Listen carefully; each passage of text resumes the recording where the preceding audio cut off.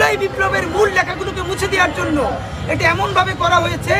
আপনাদেরকে মনে করিয়ে দিতে চাই, জিয়াউর রহমান বিমানবন্দরের নাম পরিবর্তন যেভাবে করা হয়েছে হযরত শাহজালালের নাম ব্যবহার করে, তেমনিভাবে আমাদের আবু সাঈদ, মুগ্ধ, ওয়াসিমদের নাম সরিয়ে দেওয়ার জন্য, খুনি ফ্যাসিস্ট হাসিনার স্লোগান মুছে দেওয়ার জন্য এখন ব্যবহার করা হচ্ছে ফুল, লতা, পাখি।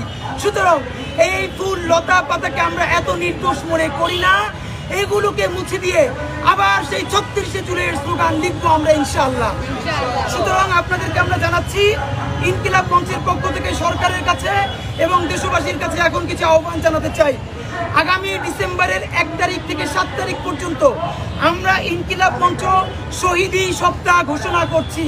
আবারও জানাচ্ছি, আমাদের জুলাইয়ের স্মৃতি আমাদের মননে মগজে থেকে মোছা যাবে না। যতবার মুছবে, একবার মুছলে আমরা ১০ বার লিখবো, ১০ বার মুছলে আমরা ১০০ বার